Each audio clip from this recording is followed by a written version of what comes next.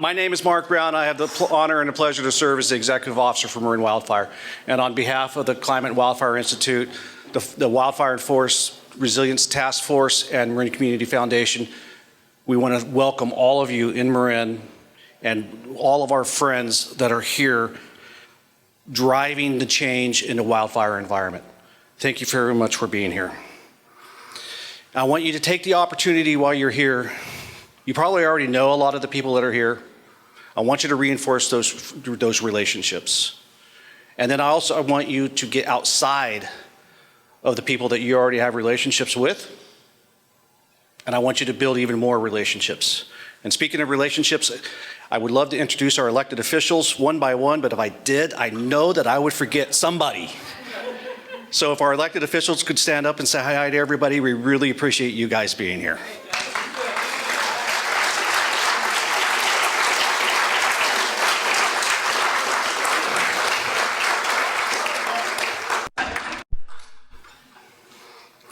As you are working on these relationships that I've asked you to work on, as you're strengthening the ones you already have, as you're building new relationships, what I ask you to do is just share your lessons that you have. Share your accomplishments. More importantly, share your challenges.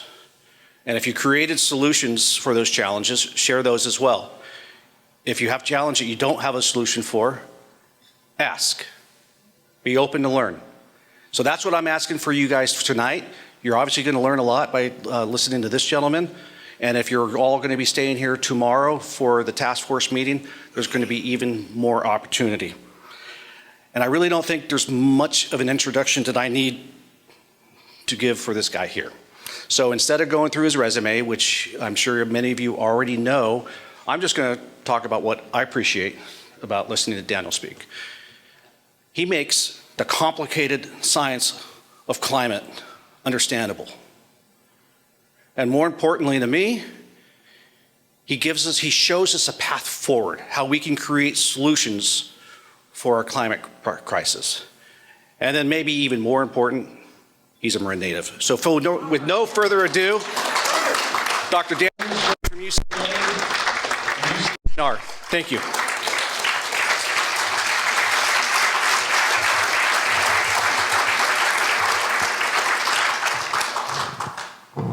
I always had the ritual of raising the microphone height. All right. Well, thank you for the invitation to speak this evening. It's actually quite the crowd, and I've been able to meet up actually with quite a few people who I had never met in person or I haven't seen in a good 10 or 15 or even 20 years. So a little bit of a homecoming of everything else, and meeting some folks from Weather West and from the internet. It's always good to put a human being to an avatar. I guess that's maybe the modern version of that phrase. But tonight, what I wanted to talk about, of course, is wildfire and climate change.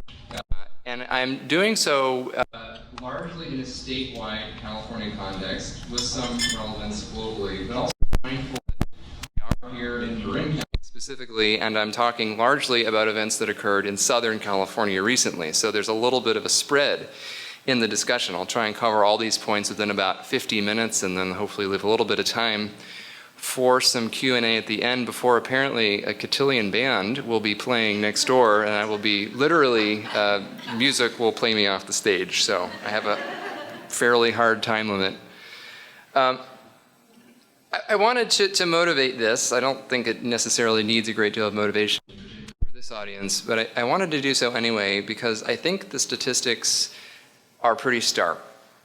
Just thinking about the last decade, and this is a slide that I've updated every couple of years because there is a new pretty significant data point to share, is that 13 of the 20 largest fires in California, modern observed history from the 20th century onward, we can have a slightly different conversation about the period of the before that, have occurred in the last decade. 6 occurred singularly in the year 2020, but more importantly than acreage burn, 15 of the 20 most destructive fires have occurred in that same period. Again, 5 of them in 2020, and now, unfortunately, 2 of them already this year, of course, in January with the LA fires. 9 of the 20 deadliest fires, again, in the last decade, 2 in 2020, and also 2 already this year, both of which were, of course, the LA fires that are on that list that no one wants to be on. And this is a statistic that actually took a little while to compile because it brings together a few disparate things. But I think there were decades where I think a lot of people in California were a lot more afraid of earthquakes than wildfires, arguably for much of the lifetime of many of the people in this room.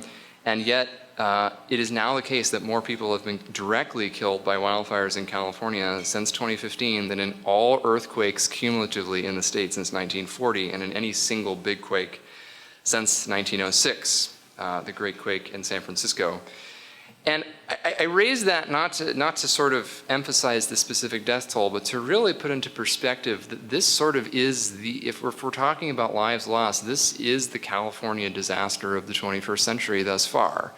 That could always change, of course. I don't want to tempt the earthquake gods too much, but I think this is really an important way to think about this, is that on top of the level of disruption and destruction, there has been a high direct death toll, and there's a lot of evidence that the public health implications of these fires has wrought a much larger toll than these hundreds dead, likely in the tens of thousands of lives lost that would not otherwise have been lost on a statewide basis over the past decade.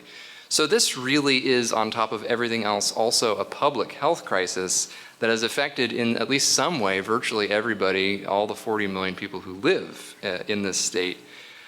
And there's one other thing I wanted to emphasize here. Of course, we often hear about the increase in the number of acres burned, and of course this plot is a limited version of that, just going back, I think, to the 1980s.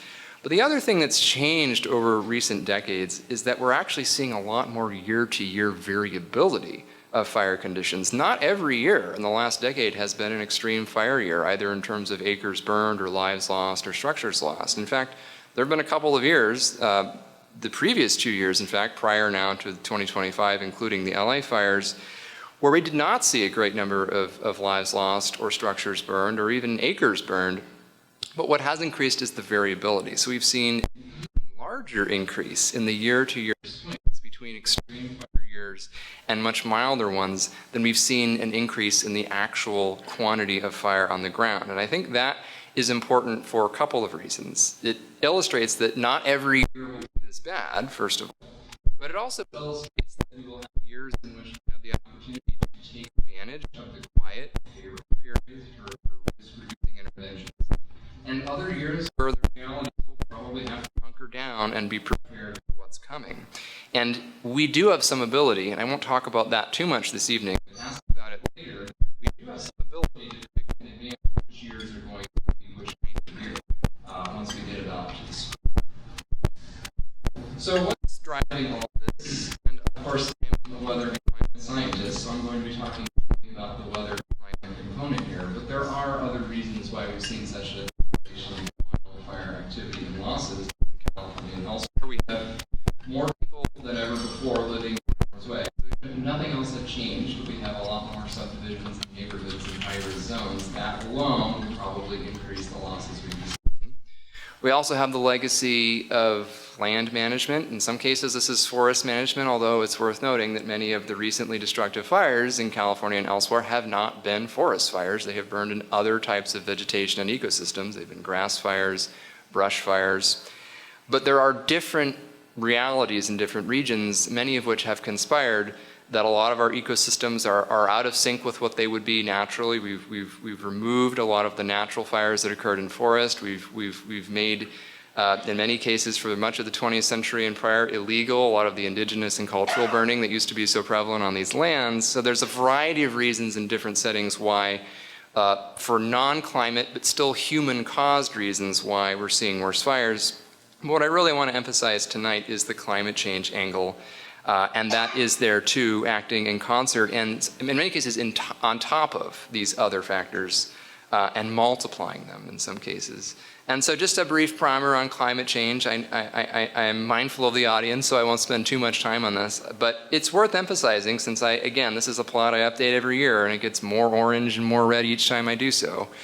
The Earth is warming, but there are changes that are occurring well beyond increases in the Earth's average temperature. In fact, in many ways, that's maybe the least important metric that we care about locally. Of course, that warming is caused almost exclusively by the accumulation of heat-trapping greenhouse gases in the atmosphere, which are in turn being emitted almost exclusively by human activities. And on a long-term, multi-year basis, we're at right around 1.3 degrees centigrade, or about 2.5 degrees Fahrenheit of global mean warming. But in the last couple of years, we've stair-stepped above that, and we have now experienced 2 years at or above 1.5 degrees centigrade. And for those of you who follow things like the Paris Accords and the IPCC reports, that's a pretty important number. It's not an inherent geophysical threshold, but it is certainly a politically important target, and we're getting awfully close to it today. And we are on a path to about double the amount of warming we've currently seen still. So for as many of the impacts as that have already occurred, with twice the warming, there will be significantly more than twice the level of impacts on the Earth. And so California, of course, is warming just like the rest of the world. In fact, it's actually warming faster than much of the world.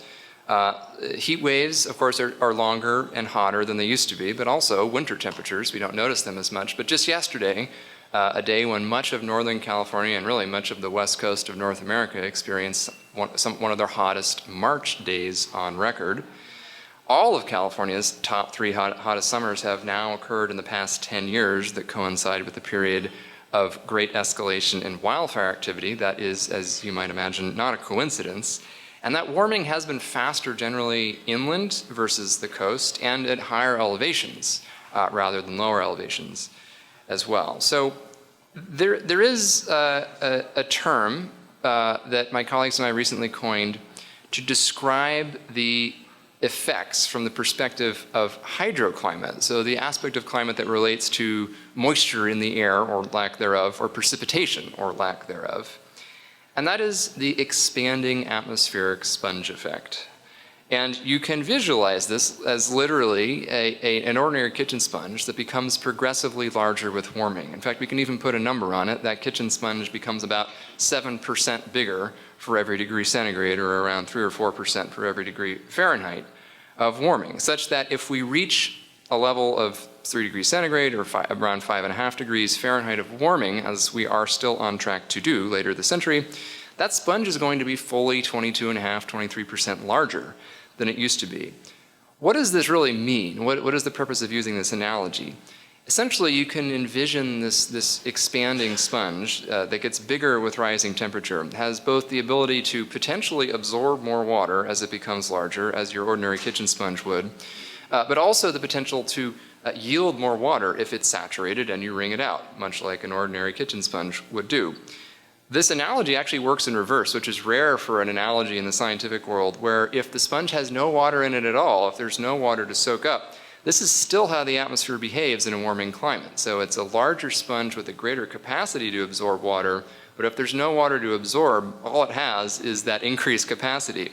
So it wants to demand more water from your kitchen counter. Well, the warming atmosphere will demand more water from the landscape, from the soil surface, from bodies of water, from plants. And that is really where one of the critical connections to wildfire comes from. In practice, what this means is this is one of the primary reasons why we expect to see more intense precipitation. So when it rains, it pours.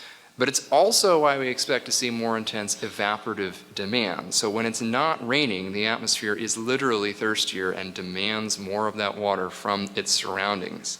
So when it rains, it pours, and as an audience member suggested a couple weeks ago, when it dries, it desiccates, for another sort of alliterative piece there. But the net effect then is that essentially it's wetter.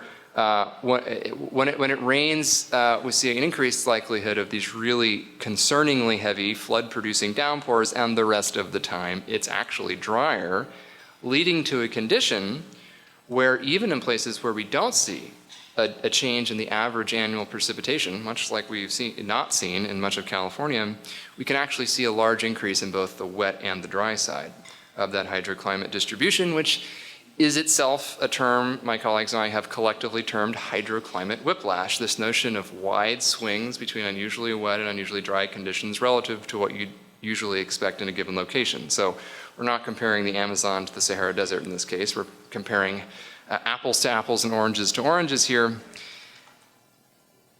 And somewhat concerningly, what we actually see across a lot of different climate projections, and indeed also in large-scale observations so far, is nearly universal increases in this hydroclimate whiplash over global land areas. Most of us on Earth tend to live on land, and so this is pretty relevant for most of the people, not just in California, but virtually everywhere else as well.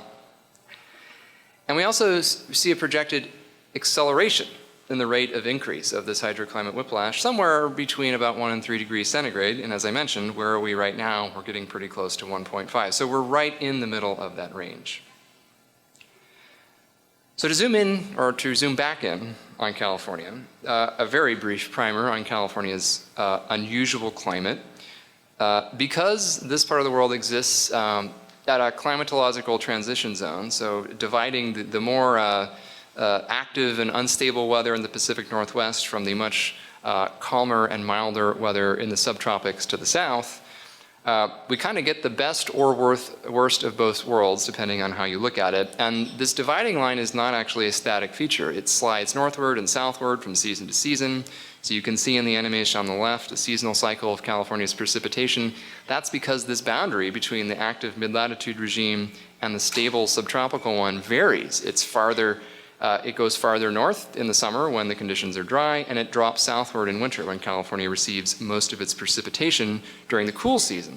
As it turns out, by the way, for anyone who's spent a lot of time outside of California, getting most of your water when it's cool is actually not the norm. It often comes more evenly distributed throughout the warm and the cool season, or even in many places, mainly in the warm season. And that matters for a couple of reasons. One is it means that California really only has one opportunity every year to see significant precipitation. So if we miss out on those winter rains, we're not going to get them in the spring or the summer or the fall. We got to wait till the next winter at the earliest. And then if the next winter is a failure, then we got to wait another year. But it also means that this part of the world has an interesting relationship with precipitation and the ecology and the wildfire risk, because it is ordinary for the hottest time of year to coincide with the driest time of year from a precipitation perspective. And although I think what I realize is that to a California audience that's often very intuitive, that's not actually how it works in a lot of the world. So this is one of the reasons why California has such a high baseline level of fire activity. It's exposed to extremes of fire for additional reasons, but that's one of the reasons why it is quite normal to see fires in California every single year. And in some places, you only see wildfires during the worst droughts, for example. Okay, so how have things changed recently? Well, as I mentioned, there's not really much of a trend in the annual mean precipitation in California, which I think surprises a lot of folks. There have been some very dry years recently, in fact, some record dry years, and again, in this past decade. The long-term trend in precipitation is not huge, but there is a significant increase in the moisture variability on a statewide basis, and you can repeat this for specific parts of the state. You actually get similar answers for LA and the Bay Area and Northern Sierra. So this is a pretty widespread thing that's going on. And there's also been a trend towards more severe droughts in California in this same period of time. Again, this is exactly the same time axis. I know it might be a little bit small to see, but over the same period, there's not been a decrease in precipitation. There's been a very strong increase in the frequency, severity of drought, and an increase in the variability of moisture. So really what this is meant to illustrate is that the temperature and that expanding atmospheric sponge are doing a lot of the heavy lifting here. So why do we care about precipitation whiplash, hydroclimate whiplash? Slightly different terms, but similar idea. I have a few fairly dramatic examples here. This is an example that I often use for the Southern California audience, because the Thomas Fire was a very destructive wildfire that at the time, in December of 2017, became the largest fire in modern history. It was immediately followed by some of the deadliest and most devastating heat flows in state history immediately thereafter, just a few weeks after. And yet, if you characterize the average weather conditions, it was mostly sunny and breezy with below average precipitation, which really doesn't tell you anything you need to know about the huge disruptive and societally important events that did unfold. So if we consider only the average changes in climate over a given period, even just a few weeks, we're often going to miss the point. I think this really becomes clear, unfortunately, with another example of whiplash that just unfolded in Southern California earlier this year. Of course, everybody by this point is aware of the level of devastation by the January. But I did want to highlight a piece that I think was originally a little bit neglected in some of the conversations about the underlying causal factors here. The first is that the previous 2 winters were super wet in Southern California. This was not a multi-year drought by any means in Southern California. In fact, downtown LA had experienced its wettest 18-month period on record as of last spring. So it was an exceptionally wet period from a historical perspective. But the problem was then that this was followed by, across mountain and desert parts of Southern California, by the singularly hottest summer on record, again, beating out 2 previous summers in the past decade. But even more importantly, an essential failure of the rainy season to arrive as of early January. Essentially not a drop of rain occurred between about May and mid-January in Southern California. And for those who are either visit Southern California in the late fall or winter months or from down south, you know that that's Santa Ana wind season. This is when you tend to see the peak of those strong offshore land to sea desiccating winds that historically have caused major fires all the way into January, but rarely and never on the destructive scale that we saw this year. The difference being, in most years, you've gotten at least a couple of rain events before those Santa Ana wind events arrive, and that really helps defuse the landscape, if you will, in terms of fire risk, because it really helps modify that aridity so that everything is not at critical near summer-like dryness. But this year, that's not what occurred. We had a truly extreme wind event with hurricane force, 75 to 90 mile an hour wind gusts in Southern California following this 1-2 punch. This extremely wet period, which resulted in this highly abundant growth of herbaceous vegetation, meaning grass and brush, which is the predominant vegetation type in the regions that burned in these fires in Southern California. In fact, in some cases, the biomass, the literal weight of the material of the plants in the region per acre was double the average value. So literally twice as much potential fuel. And then all of it dried out to historically dry levels through this 1-2 punch. And so in this way, it's actually, for Southern California, a worse setup than it just being dry the whole time, because you first add a bunch of potential additional fuel for the fires to come, and then you dry it out to maximally dry levels. And that, of course, set the stage for when that wind event did occur and when we had these presumably human-caused ignitions in Southern California, which frankly are inevitable in a region with millions of people living in close proximity to dry vegetation.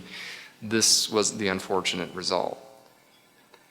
And there is a little bit more context here, too. We put out a really rapid response, just brief little analysis about a month after the fires. This was very rapid. We just wanted to show some very basics of the reality on the ground. And what we found is that in coastal Southern California, again, the region where these fires occurred this year, we have seen this significant increase in the season year-to-year variability of this moisture, of this late season moisture conditions. So what's interesting here is this has occurred not so much because we're seeing yet wetter wets and drier dries. We do expect to see that eventually, but so far, the wettest wets are staying about as wet as they have been in Southern California, but the driest dries are a whole lot drier. So the gap between them is widening, and that is, we did see an example of this extreme wet to dry whiplash this year that helped set the stage for the fires that occurred.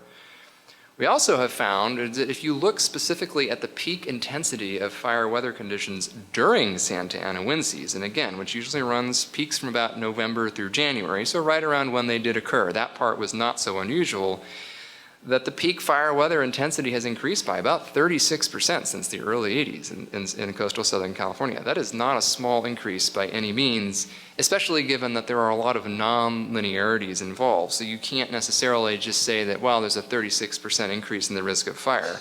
It's actually probably a significantly higher in the risk of high-intensity fires in particular. And although I don't have a chart for that here, we also found that the number of days above a critical fire threshold in Southern California have dramatically increased. In fact, they essentially didn't used to occur in January except once every 5 or 10 years, and now we're seeing 3 to 5 days a year like that in Southern California. So that's an enormous shift in the risk profile at what used to be a pretty unusual time of year. Not unheard of, there have been January major Santa Ana-driven fires in Southern California, but the risks really have changed. And this sort of fits into previous work that we had done some years back on the increasing variability of precipitation in California. And this is really just to emphasize a point I've already made, which is that we don't really have strong priors or expectations that average annual precipitation in California will greatly increase or decrease. We actually don't know. It could be a small increase, could be a small decrease. I can't tell you today because of the uncertainties involved. And yet, those very same climate models, those very same predictions, from which I kind of shrug my shoulders when it comes to the average annual precipitation, very strongly indicate that the year-to-year variability, these swings between extremely wet and extremely dry conditions will increase. And if you think about it, the math actually kind of makes sense, because if you have an approximately equal increase in the very wet years and an equal increase in the very dry years, the math can in fact work out to be that the average is roughly the same. But your experience in any given year is very unlikely to be the same as it was in the 20th century, because you're much more likely to end up on the very dry or the very wet side of the distribution, respectively. And just to drive home, I think, that point, which is that we are seeing much worse droughts in California and the western US generally, and across many drought-prone regions in the world. And a lot of that is not necessarily being driven by significant decreases in precipitation. It really is being driven by increases instead in evaporative demand and the sponginess and the thirstiness of the atmosphere.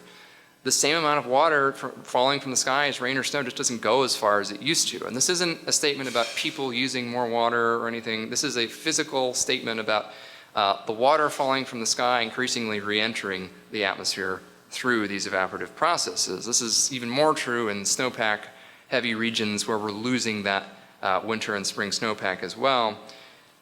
And that's largely because droughts used to be hot or cold. 20th century, it was about 50-50, whether a drought coincided with unusually warm conditions or unusually cool conditions. It's not 50-50 anymore. It's pretty much 90-10 on the side of hot droughts. And so all of this then leads to some interesting implications for global wildfire risk, which is that, and I don't necessarily intend for anybody to squint too much to see the details here. The main thing I want folks to focus on is that the color bar on this plot, when it was created by my colleagues, goes from red to blue, and there's pretty much no blue on the map. This is a map depicting the observed increase in extreme fire weather conditions globally. So they haven't increased a lot everywhere, but they've decreased nowhere, and they've increased a lot in a lot of places on virtually every populated continent. And the reason for that essentially is this expanding atmospheric sponge effect, which is essentially universal. That expanding atmospheric sponge, both in wet places and dry places, means that when it is dry, it is a whole lot drier than it used to be, and the vegetation at its driest can be even more flammable than it was really possible in the 20th century, virtually everywhere. And there's actually been a concerning number of examples within the past 72 hours around the world of this unfolding that I'll mention in a moment. So again, this has long been known by fire science that the relationship between vegetation dryness and its flammability is essentially exponential. So each additional increment of dryness gets you an increasing increment of flammability, at least in heavier fuels. It's a little bit different if you're talking about a sparse grass fire or something, but generally this is a true statement. A lot of regions have already experienced a pretty profound shift in the most extreme aridity events that can occur, and that is going to continue with warming. In fact, it is an inevitable conclusion of increasing temperature unless there were to be a large compensating increase in precipitation, which generally there is not and probably will not be in most places. And it was also once believed in California, in fact, this is something that was featured heavily in previous California climate assessment reports and in a lot of state agency reports between the year 2000 and 2015, that eventually there'd be so many fires, so much acreage burned, that there'd be a negative self-limiting feedback where you'd burn so much, you'd sort of be burning at a greater rate than the natural landscape was able to replace the potentially flammable vegetation.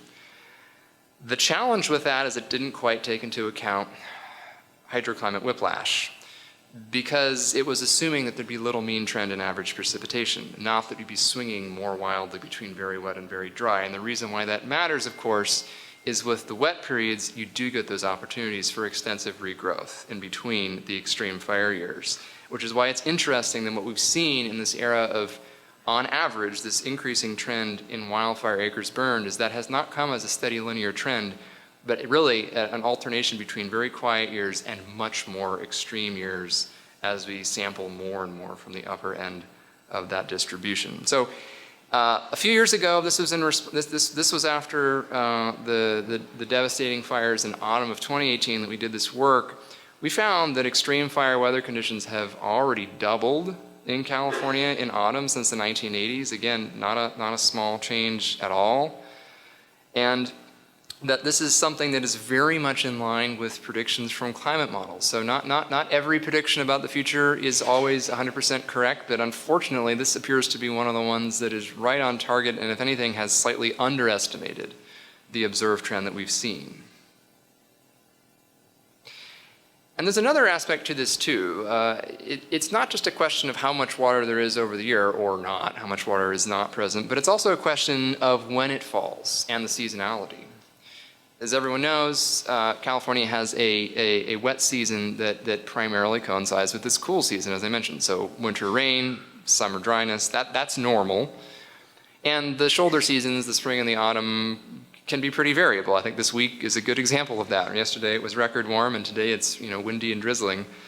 So we already have these really strong seasonality of precipitation. But we actually expected that seasonality to become even more pronounced. So even shorter, even sharper wet season that may actually be a bit wetter than it used to be. So that little mean change in annual precipitation is composed both of increasing year-to-year whiplash from very wet years to very dry years, but also increasing intra-year whiplash with even wetter wet seasons and even drier every other season. This is potentially as much of a problem, if not more so, than the year-to-year whiplash increases, because it has a number of implications, particularly in autumn for wildfire risk. Probably a little bit less important in the spring. But in autumn, what this means is that very dry vegetation conditions are increasingly going to overlap with these strong winds that tend to occur beginning in mid-autumn and extending into early winter in Southern California. But it also has huge implications for natural ecosystems and irrigated agriculture, because you have a longer growing season. That might be good for agriculture if you have abundant water, but if you don't have abundant water, it means you got to irrigate for longer, and if you're a tree in the forest, you don't have anybody providing you with water unless it's falling from the sky or available through the groundwater. So this becomes a real problem both from anyone who cares about plants, from your garden to agriculture to landscape level wildfire risks, because you have a lot longer of a dry season to work with and not necessarily more water to work with. And this is just sort of a basic conceptual model about why it really matters when that seasonal peak of precipitation begins to arrive, when that first inch of rain falls, that season-ending rain. Some places it's less than an inch, some places it's more than an inch, but the idea is there's a certain amount of water that falls from the sky that pretty much shuts off fire season in a given context. The longer you delay that into autumn in California, the more calendar days you're going to have with a high risk of very dry vegetation, strong winds coinciding. And all it takes is about a 1 or 2 month shift in that rainy season to potentially result in a doubling or a tripling of the number of extreme fire weather risk days. And in California so far, we've already seen about a month of a delay in that rainy season over the past 40 years. So I think that, this is sort of content that I've been talking about with a bunch of different groups of people. These are all photos that I've taken in Colorado recently with sort of unusual seasonality of wildfires. But there's a lot of similarities actually between a lot of the high fire risk regions in the world, which are that they often are where very strong, often downslope blowing winds, so winds that blow from higher elevations to lower elevations and are therefore usually very dry winds because that's a desiccating process as they warm. And at least occasionally very dry vegetation. These need not necessarily be cases where the vegetation is always very dry or dry every year, but as long as there's at least occasional periods where these very strong wind conditions overlap with these very dry vegetation conditions, this is sort of where there's major concern. And in these cases, even slight shifts in the seasonality of moisture or precipitation can have very strong non-linear effects on the risk of fire at unusual times of year when people are not prepared for it and when the vegetation may respond very differently. This is particularly true in places that are seeing winter fires because, of course, a lot of vegetation goes dormant or at least partially dormant in winter. So there is not, we often talk about the difference between, if you're in the firefighting world, live fuel moisture and dead fuel moisture. But there's a lot of vegetation that when it's dormant in winter acts a lot more like dead vegetation than it does live vegetation. And this depends a little bit about where you are. Coastal California, things tend to green up in winter most of the time, and in spring. That's not true everywhere. It's not even true everywhere in California. And it also isn't always true, even here, if we're in a severe drought. We've seen a couple of winters recently where that green up is delayed all the way into spring. We also have an interesting risk where those autumn leaves can become what are known as firebrands during a major wildfire. So there's an increased propensity for the seasonal progression of vegetation conditions to result in different risks at different times of year.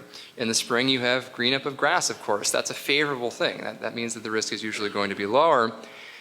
But we have a lot of deciduous trees in urban areas in California. Fewer deciduous trees in the wildlands, but actually quite a few of them in neighborhoods, which is where we're so concerned about a lot of the fire risk during these autumn and early winter wind events, for example.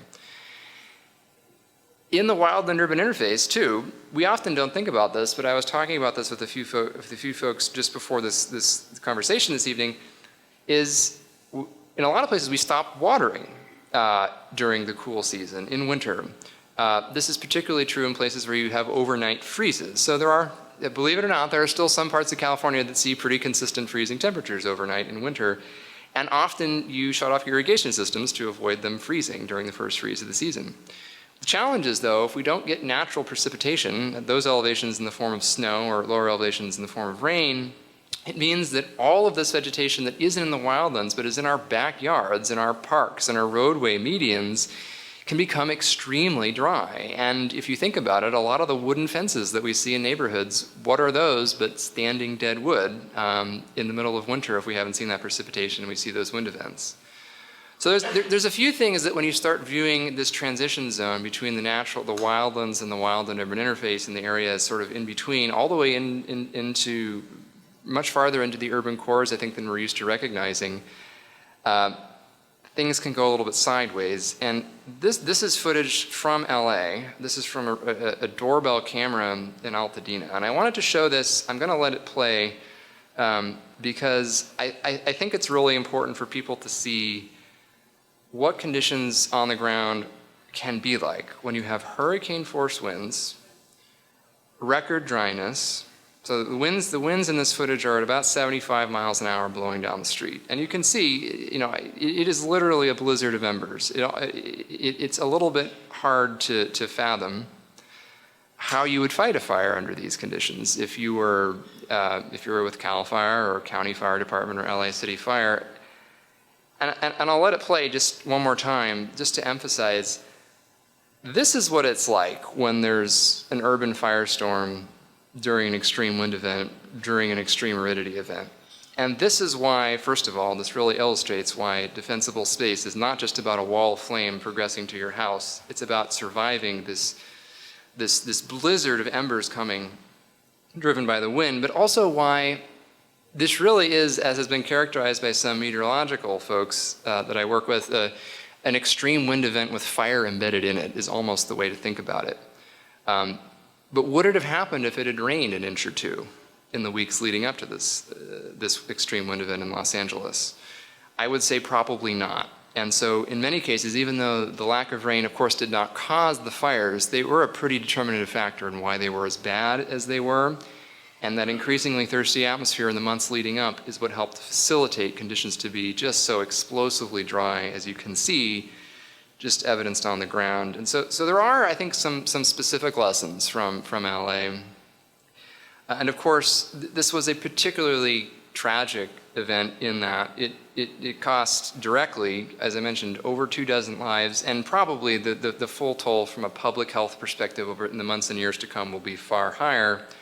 But the scope of the physical damage is really pretty hard to fathom, too. Over 18,000 structures damaged or destroyed, most of them fully destroyed, and record-breaking economic losses. These were the most expensive wildfires in California history by a pretty wide margin, and to my knowledge, anywhere ever in the world, partly because of the scope of the damage and also because of the expensive real estate that was partly in the path of these fires. But I think what's so striking for folks, and this is something I realized in speaking with journalists in the initial hours before the footage had come out, before there were images of just how bad it was, like, well, but there's always fires in LA. This isn't really newsworthy. Another fire in LA, big deal.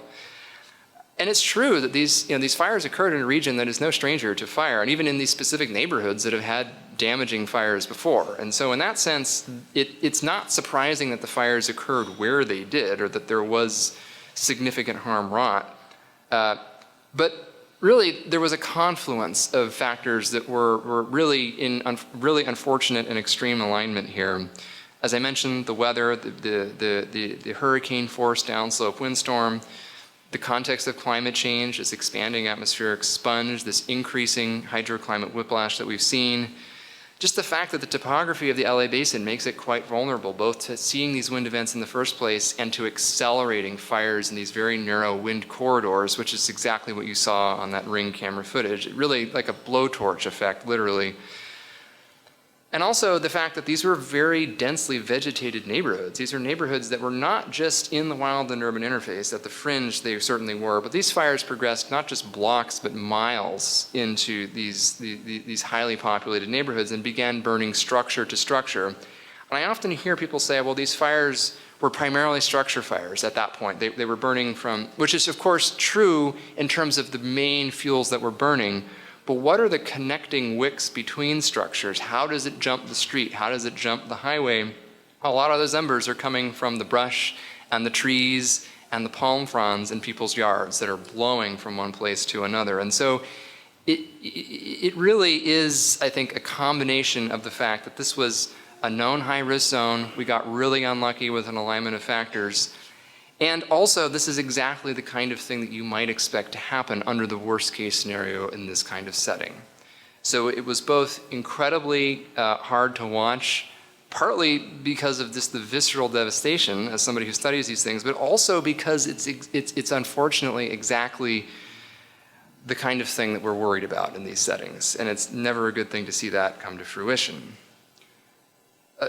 I think one important recognition here is that under sufficiently extreme conditions, there are real severe limits on firefighting. You can't put planes in the air or helicopters in the air. You can't do your water drops. You can't do your retardant drops. You can't even really do your reconnaissance and rescues when the surface winds are up at 80, 90 miles an hour. It just isn't safe to put those aircraft in the air, either for the people flying them or for the people on the ground, for that matter.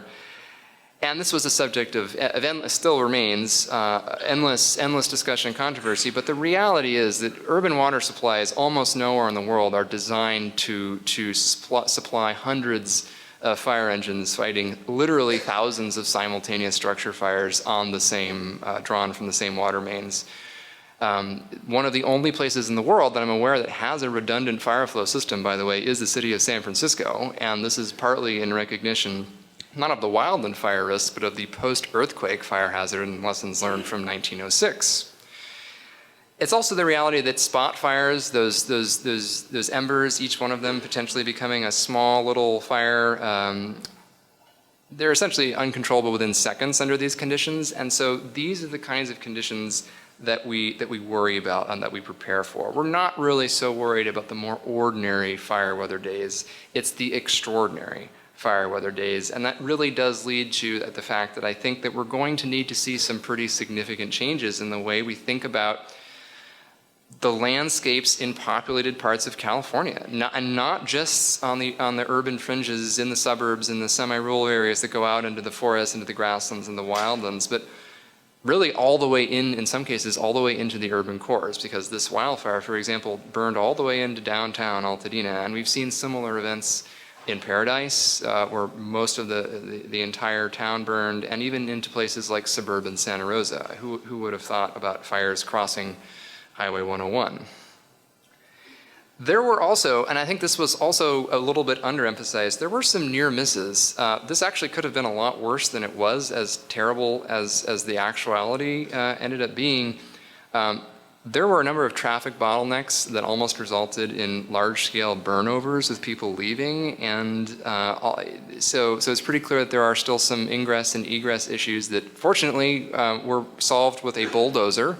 In this case, in Pacific Palisades, where I believe it was an LA County fire bulldozer literally was pushing cars out of the way to clear a path, which worked. It got people out and no one died in that part of the fire. But also that, we've seen improvement in emergency communications, certainly since 2010. This is something that has gotten significantly better, and yet is still not good enough. So we've seen improvements with CAL FIRE and interagency coordination among local and state fire departments in California. There's the Watch Duty app, which is a pretty, I think, innovative private sector intervention that is a pretty effective tool. I know a lot of fire folks use it, so I think that's a pretty good testament to the fact that it's at least moderately useful.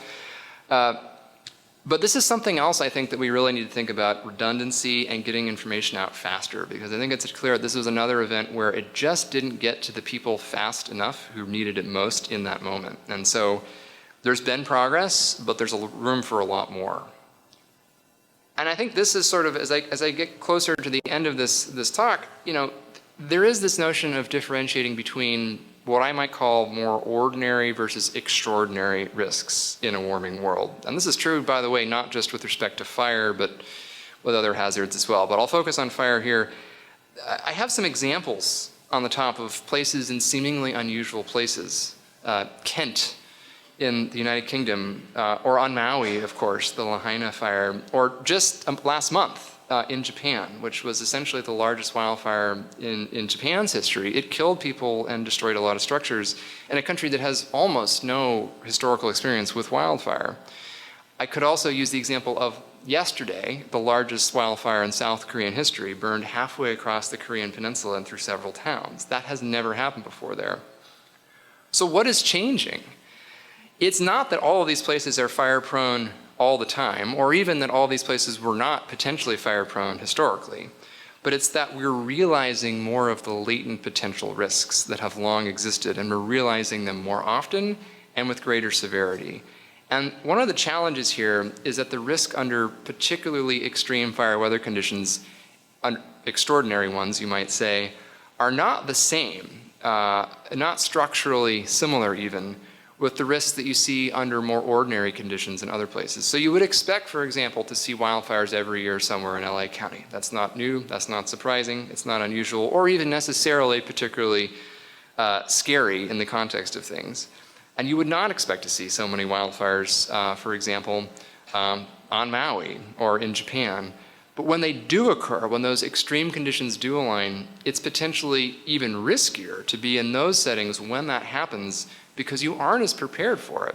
LA County was arguably one of the most wildfire prepared regions on Earth, with multiple local, county, regional, and state, and even federal firefighting resources that many of which do not exist elsewhere in the world.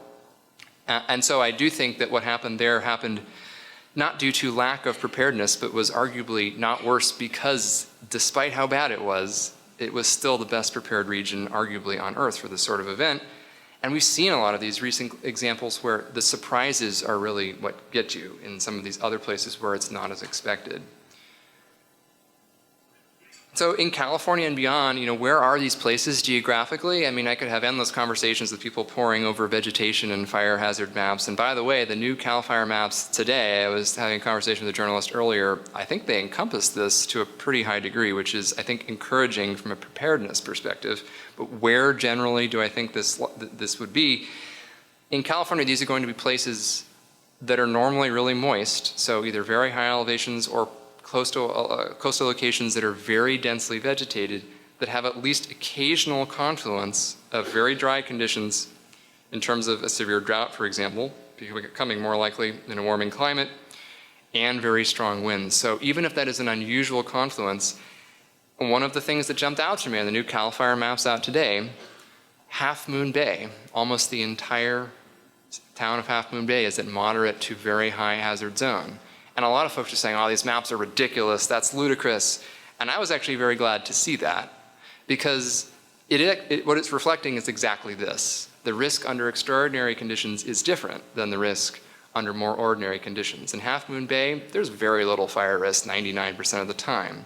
But during a severe drought and an east wind event, that's actually a pretty risky place to be. And that's sort of what this is intended to illustrate. So I'm glad to see that being reflected in a lot of the literally late breaking this week mapping that's out there. Okay, so looking beyond the mean, we've been talking about seasonality and whiplash and nonlinearity and all these fun scientific terms.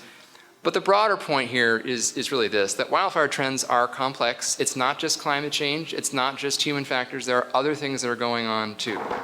Population expansion in the high-risk zones, various things that we've been doing or not doing to the landscape that have increased risks, and then, of course, climate change. But I think the climate change component is often brushed off as not being a big part of the story, and I think that's a mistake, because when it comes to that expanding atmospheric sponge, I think it's not doing us any favors, and I think we ignore it at our peril. And so I'll skip through this part just to get to the end here so we have some time. I do want to end on, I think, hopefully a constructive note. We've seen a lot of really bad wildfire in California in recent years, a lot of genuine catastrophes. And as I mentioned, hundreds of people have lost their lives directly, probably thousands of more indirectly from the smoke and the stress of evacuations and chronic illnesses that came after. Literally tens of thousands of people have lost their homes, and many more were displaced for long periods of time. But wildfire itself is not inherently bad. It's really the intersection with populated areas that is the problem. And we are seeing growing wildfire catastrophes. And as I mentioned, we've not necessarily seen the worst of what's plausible, but I think the really important way to think about this is, can we decouple wildfire from catastrophe? I think the answer is, we're going to have to if we solve this problem, and I think we can do it, which is why I crossed out the can that I used to have here and replaced it with will, since I know we can. So the question is this something we're going to prioritize? Is this something we're going to be able to do? And I think California has shown a lot of initiative here. And even here in Marin County, yesterday I was driving on just on the lower slopes of Mount Tam, Mill Valley. I was most recently on that particular stretch of road last summer in July. And in July, there was pretty incredible clearance of vegetation from those roadsides. It certainly wasn't like that when I grew up in Marin, but there was a good 20, 30 feet where there was, very tightly mowed grass, no brush. Drove through there yesterday, and there's shoulder-high grass and brush again, which is, of course, not surprising, right? That's what grass does. It grows when it's nice and cool and damp, as it has been the last couple of years. But it's a reminder that this is not a one-and-done thing. This is going to have to be something that we commit to, continue to do, keep doing it, and accelerate it. And I think Marin County has been a really good example of a place that's really made a lot of progress in this. I've had the benefit of being here through decades and paying attention to the landscape and how it's changed. And it has changed a lot, mostly through active management. This is not something that happened by accident. But it is going to be an ongoing process, and other parts of California have not made necessarily the same level of progress. And I think what happened in LA is partly a reflection of folks being caught a little bit off guard that such a fire-prone place perhaps hadn't made more at this point, and that we were still at a stage where this was possible in January of all months.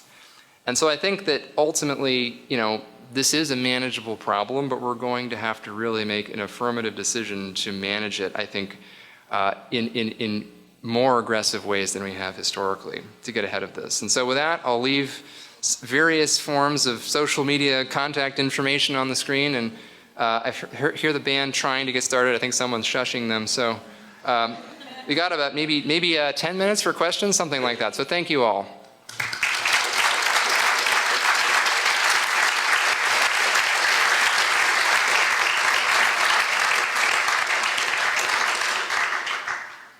So I think I'm just going to be the question. Whoever has questions, raise your hand, and I'll try and point to you wherever you are in the audience. And I'll repeat the question since I know there's also an online audience. So we'll probably get some background music through these, but that's a little easier with the Q&A. Blue shirt. Yeah, thanks for the insightful talk. I'm curious, you talked a lot about the variability of microclimate.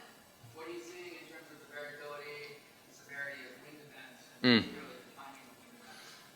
that's a good question. One of sort of my null hypothesis in this, because the shortest answer is there's actually conflicting information and there isn't a super strong expectation systematically that the winds will either increase or decrease strongly in a warming climate. So my null is often that let's assume similar historical wind patterns and let's see what else happens with the vegetation moisture and the precipitation and the temperature and the atmospheric aridity. It does look like in some parts of California there has been an increase in some of these extreme wind events, particularly in Southern California.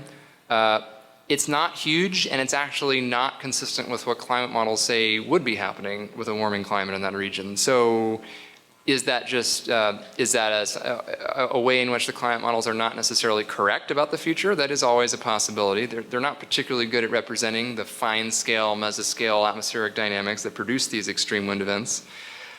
In fact, it was even a problem in predicting this event in Southern California. Obviously, it was well predicted in advance, but some of the individual models did not do so well because they can't represent the very complex mountainous topography that's very important. So it's a long way of saying we don't really know. There isn't necessarily a strong expectation that these winds will either increase or decrease greatly. There's a slight indication that they could even decrease a little bit in Southern California, but there's not really a strong confidence in either direction. So I think what I like to emphasize is that overlap between dry vegetation and strong winds, because that is what is clearly increasing and will likely continue to do so. Even if the winds slightly decrease, that will likely be outweighed by the number of those events that coincide with very dry conditions. Yes. I was wondering, so you talk a lot about both the increase in extreme fire weather and the increasing variability of extreme fire weather. And I'm wondering if there is a sort of comparative analogy there in windows where prescribed fire is possible, or are those windows getting larger, smaller, more variable? I'm wondering if there's been studying that as well. Yes, that's another good one. It's almost like a layup to our 2023 study on the shifting windows for prescribed fire in a warming climate in the western United States. The answer is yes, there have been shifts, and there probably will continue to be more shifts. It's complex, actually. So as you might expect, overall, the Goldilocks windows, I call them, where it can't be too wet, or you can't get any productive burning done. It can't be too dry and windy, or you risk unwanted escapes becoming wildfires rather than controlled burns. So you kind of want to go somewhere in between. It's got to be dry enough to achieve your outcome, but you don't want it to be super dry and windy. So it's the Goldilocks situation. So what you're asking is a question of how often do you fall in that window in between. So it's not just are you at the upper end or at the lower end. It's actually when are you not at either upper or lower end. And the answer is we actually do see less of this in most parts of the western U.S. with warming overall, including some pretty large decreases, particularly in coastal California. And this I think is going to be a challenge in an environment where we probably already don't do enough prescribed burning at scale, either in terms of the geographic scale of it or the number of burns due to any number of limitations. Regulatory personnel is a big one. We just don't have the people to do these in many settings. There's been, again, progress, especially in California, on this in recent years. There's two silver linings here. One is that arguably we do so little prescribed burning that even losing half of the days on which we could do it, we could still do twice as much even with half as many days if we decided it was important. So that's one order of magnitude perspective. The other reality is that the seasonality is interesting. There are actually places that you start to see favorable windows emerging in winter, whereas before there were none. And so whether that works with the ecology and the phenology of plants and migratory birds is another question that's a little beyond my pay grade, but at least from a meteorological and fuels perspective, we actually gain winter windows in places where it would have been historically too cold or too wet to achieve those outcomes. And so if we can pivot from doing them in the spring, summer, and fall, as we often do in a lot of parts of the West, and do more of this in winter, cough, cough, if we have year-round crews and not just seasonal ones at the federal level, then this is actually something that's achievable. In the state, is this something that we could do with in-state, forestry and fire resources? Probably so, if we re-emphasize the need to do this in winter, because those state fire crews are often the ones that are year-round crews, as opposed to Forest Service seasonal wildland firefighters, for example. Great question. Yes? Thank you. And I think you offered earlier in the talk to get back to the point about forecasting yes. time per season. So I just wanted to see if we could. Yes, I'll repeat the question for this. Sorry, I should have been doing that. The question is, since I mentioned earlier in the talk, potentially predicting in advance which seasons would be better or worse fire seasons, to talk a little bit more about that. So seasonal climate prediction is a whole another can of worms. That's a very different talk, or I can make far fewer declarative statements about the future. But the interesting thing about wildfires, it's not just a question of what happens next. So it's not just a question of how hot will this summer be, how dry will this fall be. It's also a question of what has already happened at the moment you're trying to make the prediction. So for this summer, for example, if you're trying to make this prediction in May, the question is largely, okay, what happened this past winter? What happened this past spring?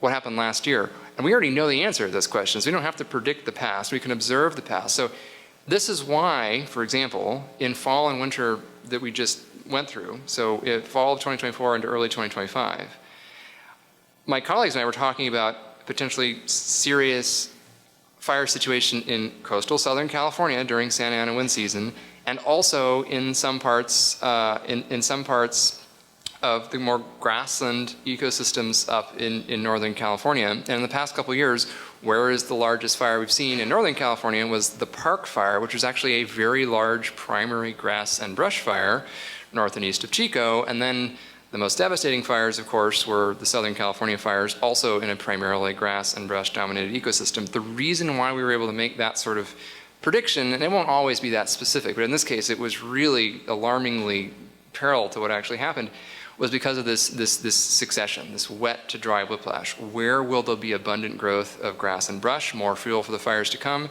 Where will that overlap with where we expect to, in a forward-looking sense, see an unusually warm and dry fall? That was the prediction. It happened. That sequence was partially foreseeable. You can't foresee specifically that there'd be a wildfire catastrophe in LA on January 8th, of course, as actually unfolded. But did we know that there was a much higher risk of a particularly dangerous type of fire later into the season than usual in that specific vegetation setting this year? I would say yes. Are we using that information to its fullest potential in all contexts? Definitely not. And so that is yet another conversation that I'd be happy to have with folks after the event. So thank you. So I'm going to keep taking questions until somebody tells me to stop. So we have some more time, I think. The band, well, I have, according to the clock, a few more minutes. Okay. Yes. Thanks for the presentation. I think you mentioned a couple times about evapotranspiration, vegetation types, and obviously how this effect of wet and dry is causing this buildup of fuel.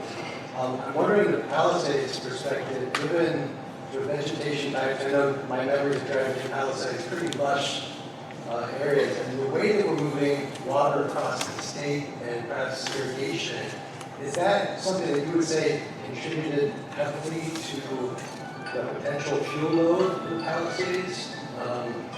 Is that going to have that effect, or is there something else that we need to consider related to like vegetation class, different types of vegetation? Yeah, thanks for that. I think the question is specifically in Pacific Palisades leading up to the events we had this year, and sort of the vegetation dryness and the fuel loading, and whether the sort of the water movement within the state of California played a role in that. And if I'm interpreting the question correctly, this was something that was much discussed in the immediate aftermath of the event was, did Northern California keep too much water and prevent Southern California from fighting its fires? Is one version of it, or was there not enough water and so the vegetation was drier than it would have been leading up to the event because there was an insufficiency of irrigation water or something? Is that sort of what you're getting at? Oh, over-irrigation. Okay. So I actually think that latter point, yes, maybe, well, so let me put it this way. So the former point, did Northern California keep too much water and therefore Southern California did not have enough? The answer is no. Reservoir levels in Southern California were actually well above average levels for January because, again, 2 very wet years preceded it. So that part wasn't really the challenge.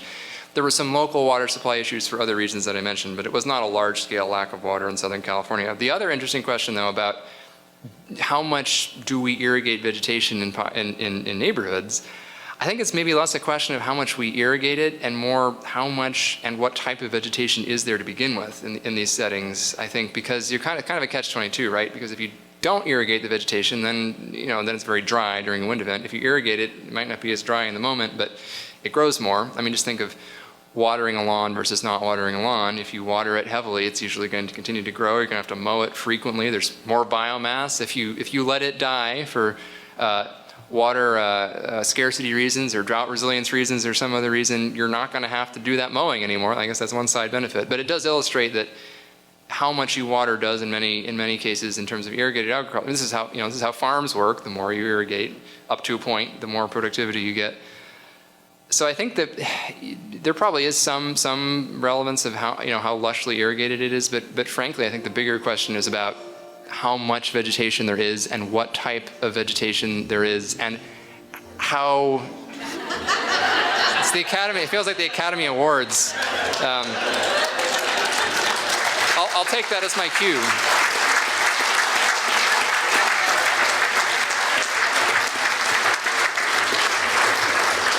All right. Well, that's exactly what we thought would happen. And now I have to lower the mic.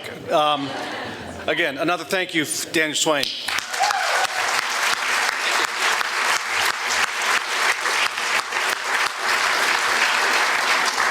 And I'd like to offer one thought, something that popped in my head near the end of Daniel's presentation. I'll try to be louder than the music. We as a society have got to stop being surprised by these fire events. They have happened far too many times. I know you guys, none of you were surprised. But our charge is to get our society, our people that we live near, the people that we work for, to understand that these should not be surprises, because when they're surprised, they panic. When they panic, they make bad decisions. And they aren't preparing themselves. So that's our charge, is to get everyone to be ready for that.